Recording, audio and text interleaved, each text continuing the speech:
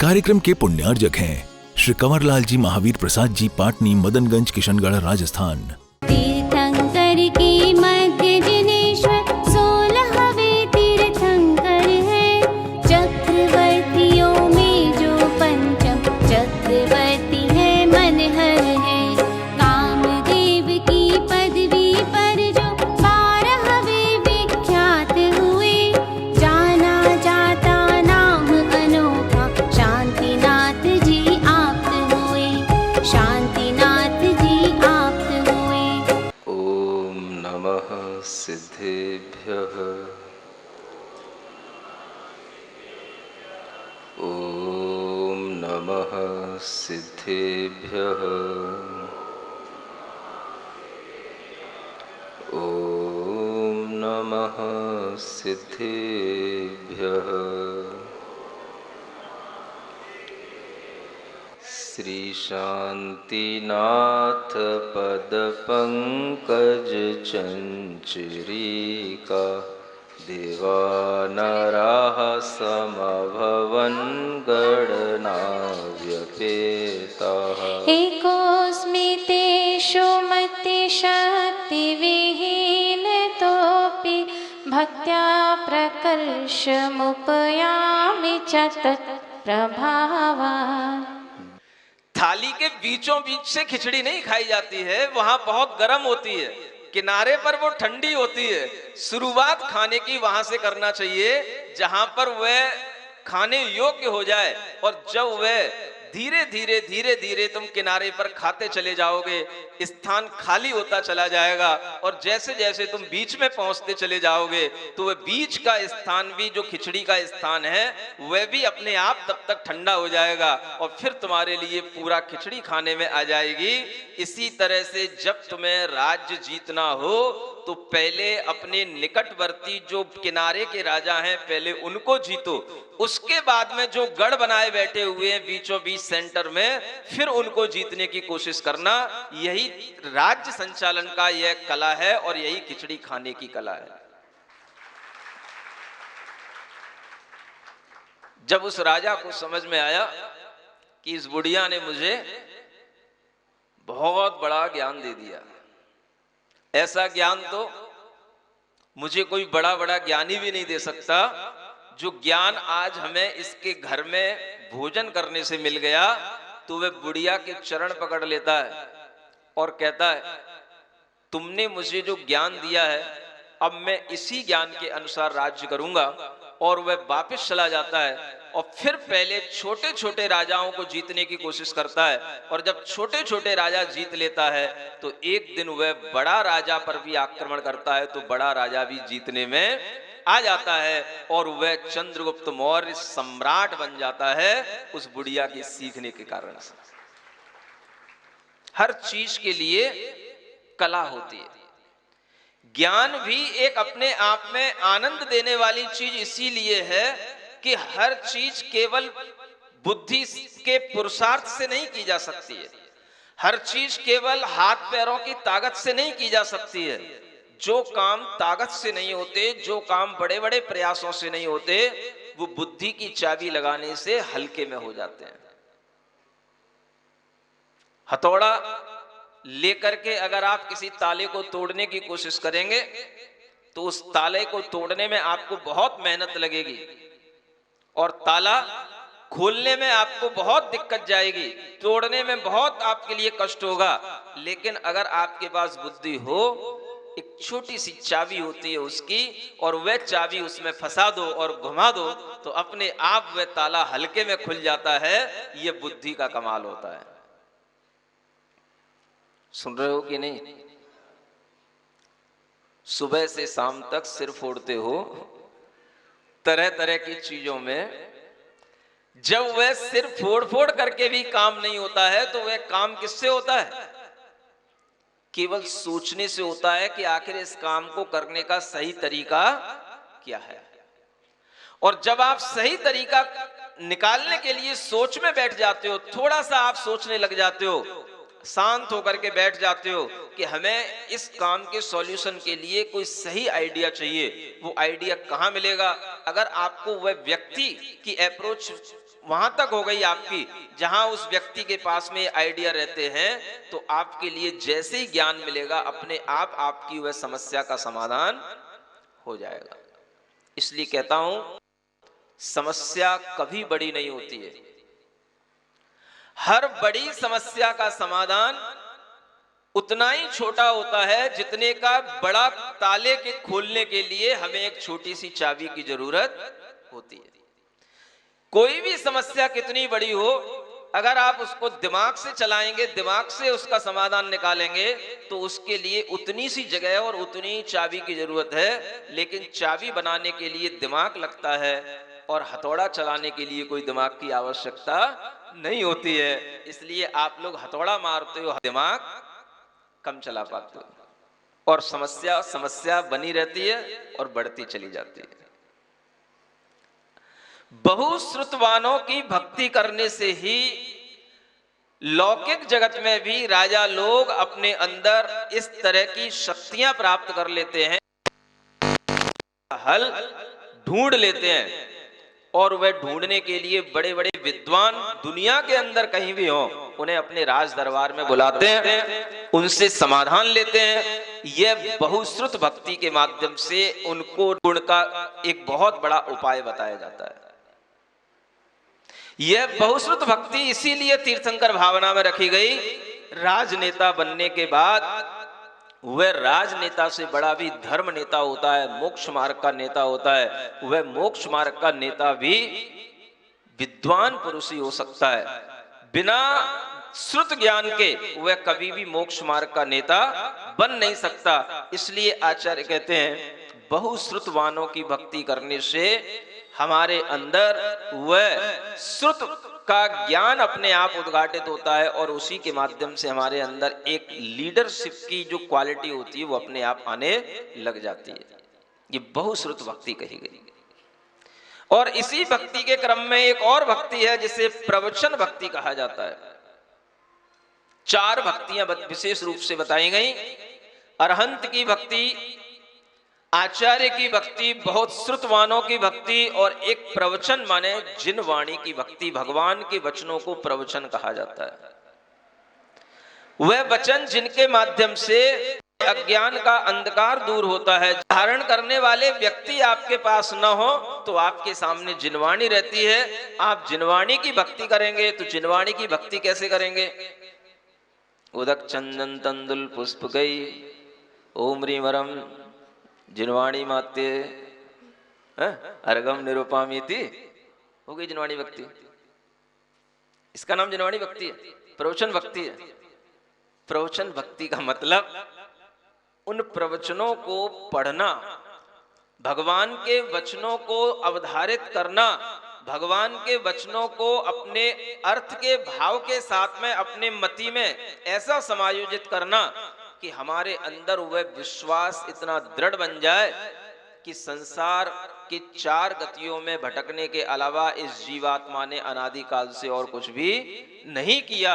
इस तरह का दृढ़ विश्वास जिन प्रवचनों के पढ़ने से बनता है, उन प्रवचनों का अध्ययन करना ही प्रवचन भक्ति कहलाती है। आज बहुत सारे लोग ऑनलाइन पर यह अनेक तरह के जो डिजिटल मीडिया चल रहे हैं, इसके माध्यम से बहुत सारे ज्ञान को, सम्यक ज्ञान को प्राप्त कर रहे हैं।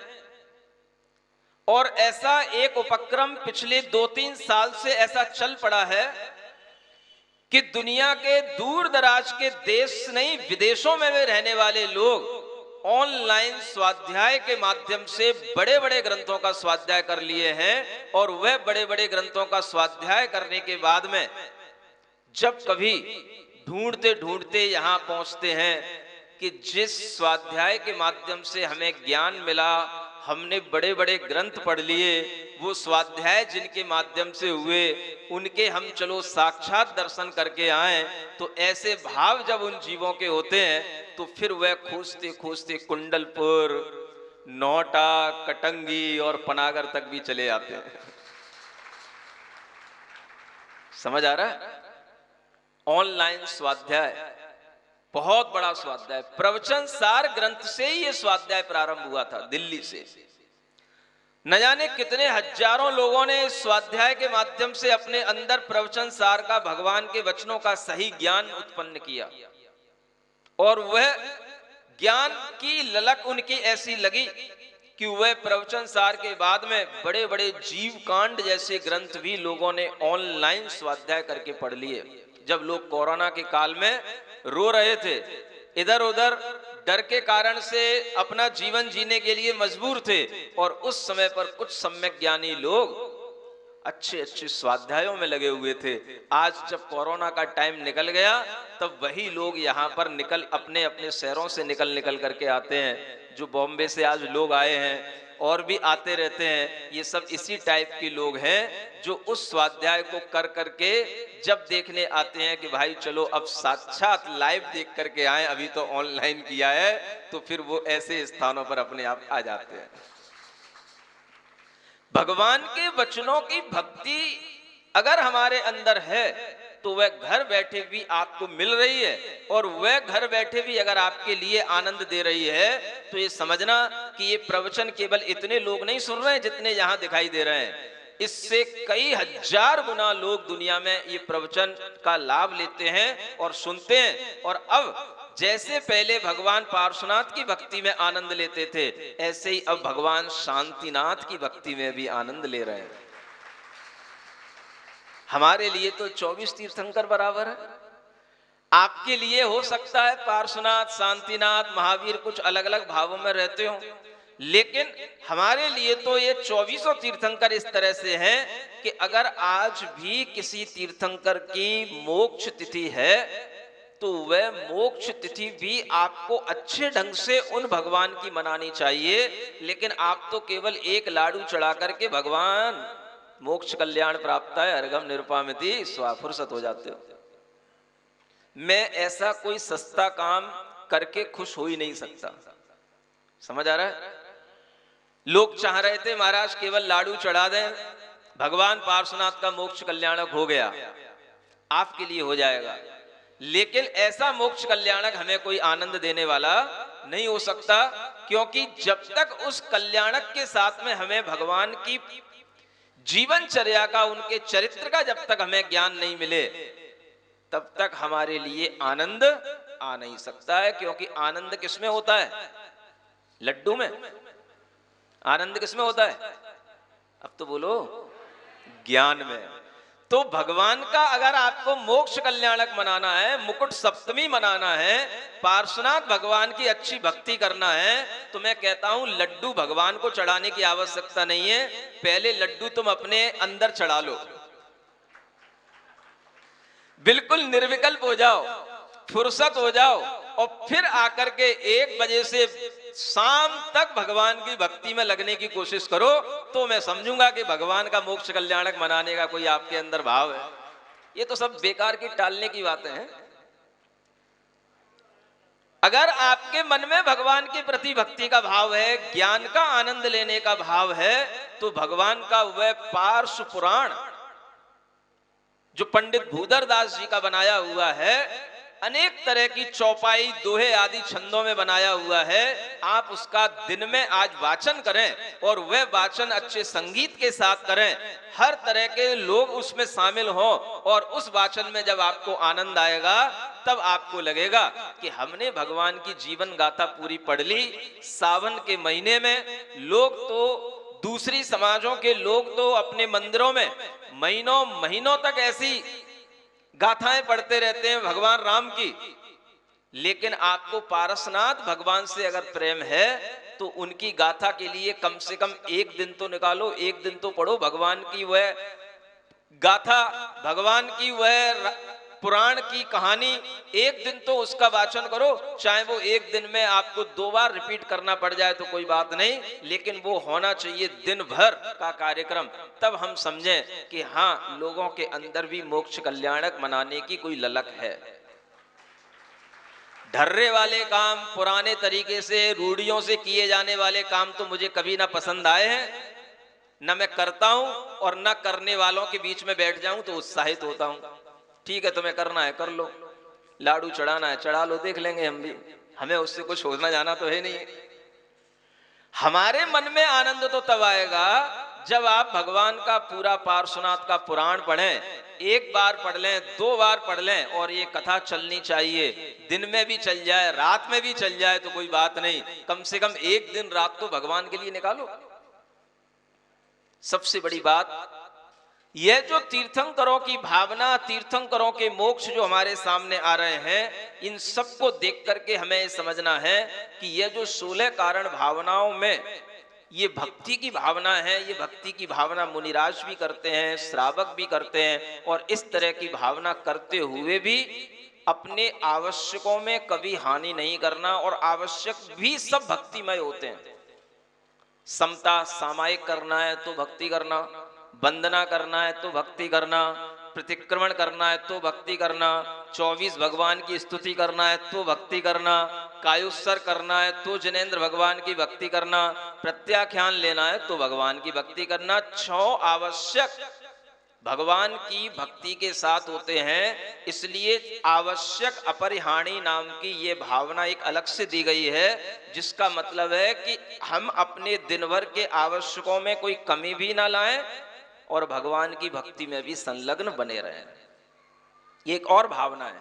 श्रावक के 6 आवश्यक अलग होते हैं, उनकी आवश्यकों की पूर्ति करना, प्रतिदिन देव पूजा करना, स्वाध्याय करना, दान करना, प्रतिदिन संयम करना, प्रतिदिन अपने अंदर स्वाध्याय और तप की भावना करना, ये सब जो है श्रावक के आवश्यक होते हैं। अगर श्रावक अपने इन आवश्यकों पर ध्यान देता है तो वह आवश्यक अपरिहाणी नाम की एक और तीर्थंकर भावना है, उससे संयुक्त हो जाता है।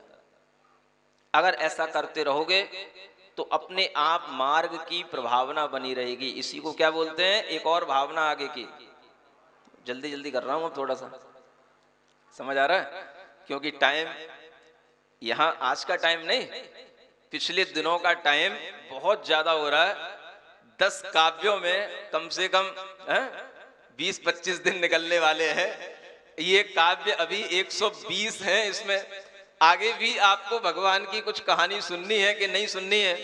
इसलिए आपको आज ये मन बनाना है कि तीर्थंकर भगवान के लिए आज जैसे पारसनाथ भगवान का मोक्ष होगा, तो यह भगवान के तीर्थ की परंपरा रुकेगी नहीं। भगवान का उधर मोक्ष होगा तो कल भगवान शांतिनाथ का गर्भ कल्याणक भी मनाया जाएगा, क्योंकि रात में ही भगवान को गर्भ होगा। समझ आ रहा है? आज क्यों कह रहा हूं मैं ऐसी बात? इसलिए कह रहा हूं कि भगवान के गर्भ की जो तिथि है वो भी सप्तमी ही है शांतिनाथ भगवान के, और भगवान पारसनाथ के मोक्ष कल्याणक की तिथि है वो भी सप्तमी है। तो दोनों काम हमें एक साथ करने हैं, आप समझ लेना। तो अब दिन भर के लिए तो एंगेज हमने आपको कर ही दिया, अब रात में भी आपको रहना है, क्योंकि रात में ही गर्भ होता है और फिर सुबह से गर्भ का कल्याणक होता है। तो अब आपके मन में आ जाना चाहिए कि अब हमें भगवान का गर्भ कल्याणक देखना है। तो पहले तो क्या करना, ये 16 भावनाएं भगवान ने पूरी भाली। कोई बच्ची रह गई? कितनी हो गई? गिनती तो गिनी नहीं रहे तुम लोग, अभी नहीं हुई 16 पूरी। कितनी हुई? 15। मार्ग प्रभावना तक 15 भावना हो गई। मार्ग प्रभावना माने भगवान जिनेंद्र देव का जो मार्ग है इसकी प्रभावना बनी रहे, लोगों के अंदर ऐसे जिन धर्म के प्रति आकर्षण बना रहे, उसको ग्रहण करने का भाव बना रहे। इस तरह के लिए जो भी उपाय किए जाते हैं, चाहे वो भगवान के कल्याणक मनाने का उपाय हो, उससे भी लोगों के लिए बहुत बड़ा ज्ञान मिलता है, मार्ग प्रभावना होती है। तो मार्ग प्रभावना पूजा से होती है, ज्ञान से होती है, तप से होती है, बड़े बड़े महापूजाएं, महामह पूजा रचाने से होती है। जैसे महामह नंदीश्वर की पूजा, अष्टानिक की पूजा, बड़े बड़े विधान किए जाते हैं, उनसे भी भगवान के मार्ग की प्रभावना होती है। तो ये सब मार्ग की प्रभावना उन राजा ने, कौन से राजा? मेघरथ राजा, उन्होंने अपने तप से, ज्ञान से जिनेंद्र भगवान के मार्ग की प्रभावना की। और मार्ग प्रभावना करने के बाद में उन्होंने क्या किया? एक और अंतिम भावना, प्रवचन वत्सलत्व भावना। कौन सी भावना? यहां प्रवचन का मतलब है अपने साधर्मी भाई, अपने मुनियों के लिए मुनि महाराज, श्रावक के लिए श्रावक, जैसे अपने अपने क्लासमेट अलग अलग होते हैं, उनके प्रति वात्सल्य भाव रखना, यह अपने आप में एक और अंतिम भावना होती है जिसे प्रवचन वात्सल्य भाव कहते हैं।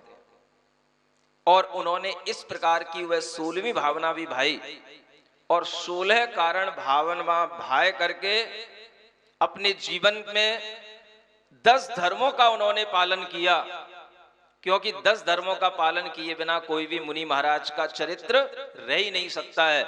वह 10 धर्मों का पालन किया, जिन 10 धर्मों का वर्णन आपके लिए आगे के 10 लक्षण पर्व में किया जाएगा। वह 10 लक्षण धर्म भी राजा, बोला तो करो, राजा मेघरथ, मुनिराज मेघरथ ने 10 धर्मों का पालन किया। और लोगों के लिए आज ये भी जिज्ञासा बनी हुई है कि वह 10 धर्मों का आगे जो कुछ भी यहाँ आयोजन होगा वो कैसे होगा। तो मैं आज के इस पावन पर्व पर उसकी भी थोड़ी सी भूमिका बता ही देता हूं, ताकि आपके दिमाग बिल्कुल सबके, है ना, अच्छे हो जाएं, अलर्ट हो जाएं। सुन रहे हो? इस बार का वह जो 10 लक्षण पर्व मनेगा वो अपने आप में कई तरह की सुविधाओं और कई तरह की शिक्षाओं और कई तरह के प्रयोगों के साथ में मनाया जाएगा। और वह 10 लक्षण पर्व इस बार का जो मनेगा वो अनोखा होगा, अद्भुत होगा। क्यों होगा? क्योंकि ऑनलाइन भी होगा, ऑफलाइन भी होगा।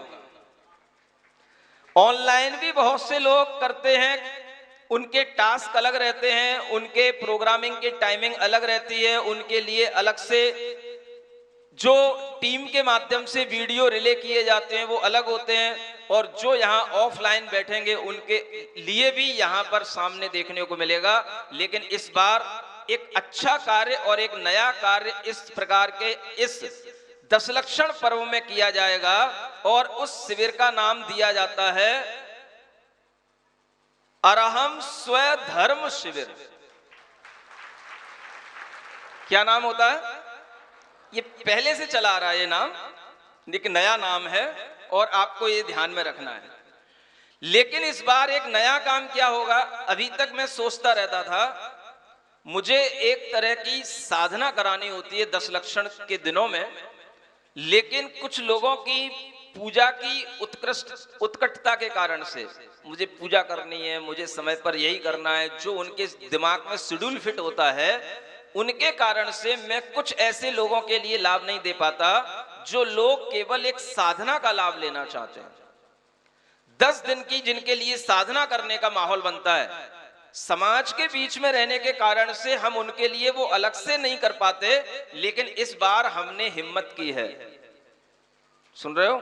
कमेटी के लोगों से अभी हमने कोई चर्चा नहीं की, क्योंकि कमेटी तो मैं बाद में देखता रहूंगा, है ना।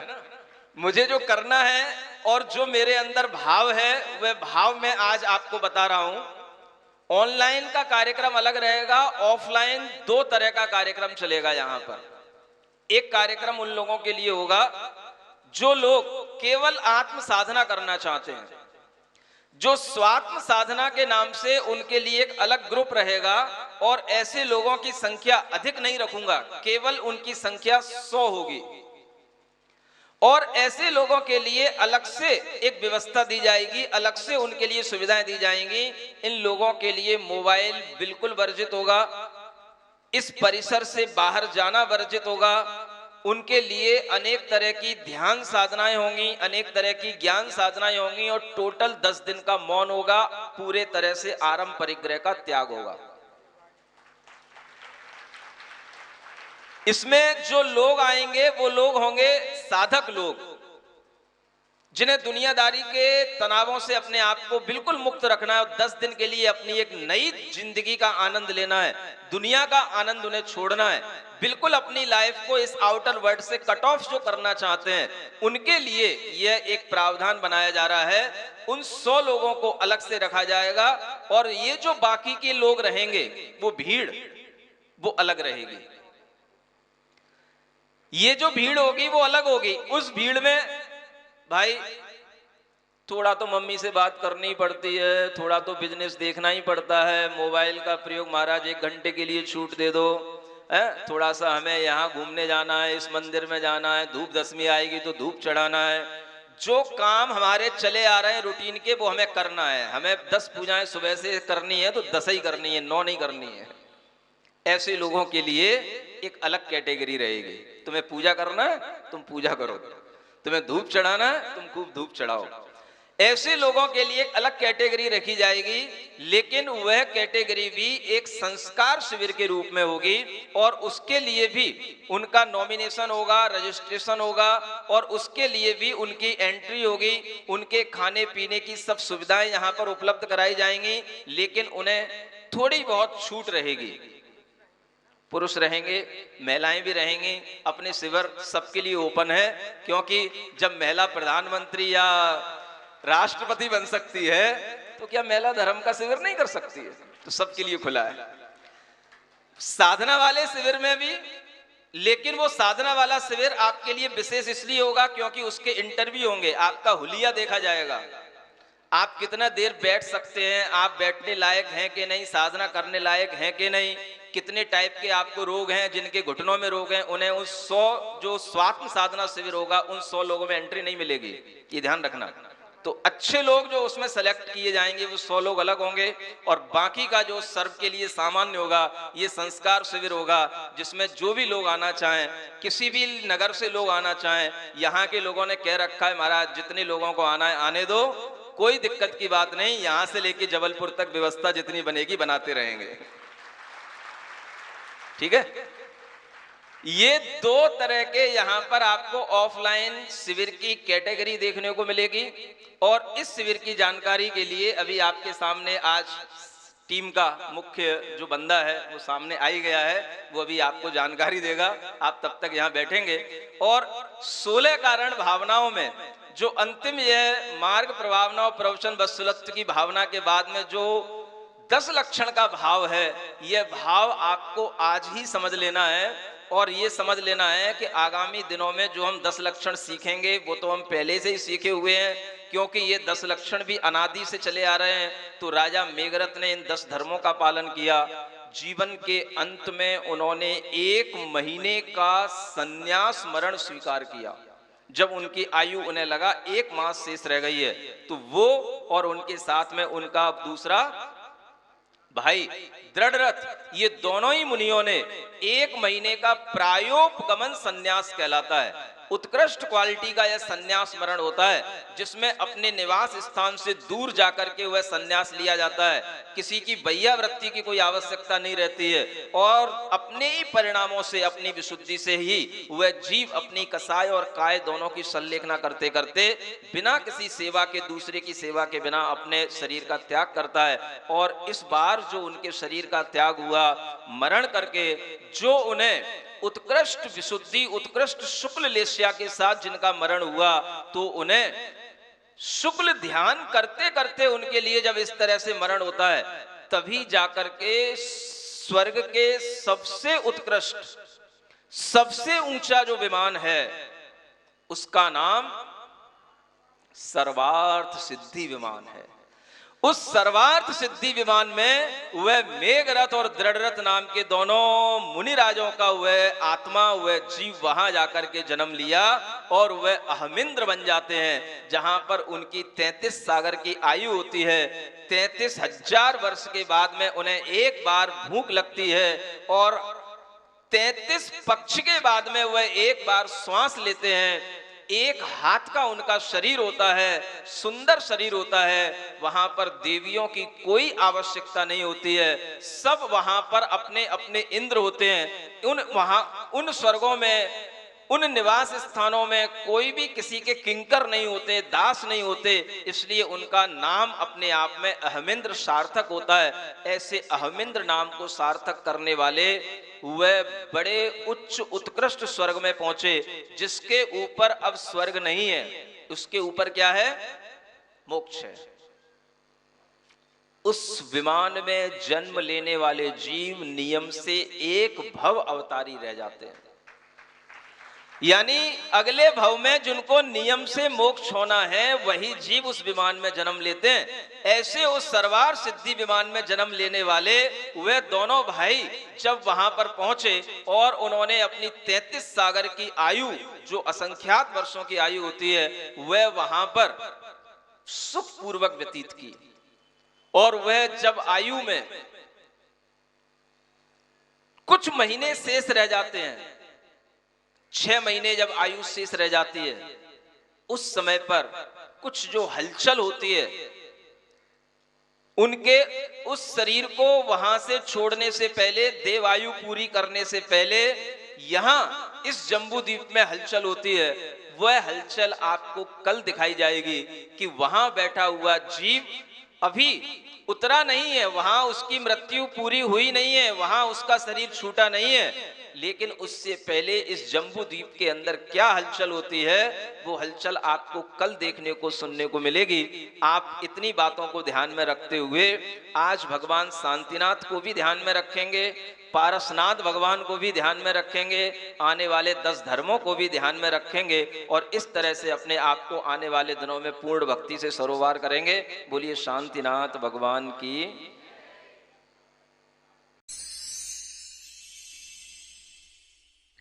सिरिजिणवाणी जग कल्याणी जग जन मदतम मोहरी जनमण हारी गढ़हर हारी जम जरा भव रोग हरि तिथ्य राणम दिव्य झुणिम जो पड़ई सुणई मय्ये धारई राणम सौख मणंतम धर्य सासद मोक्ष पदम पावई सासद मोक्ष पदम पावई।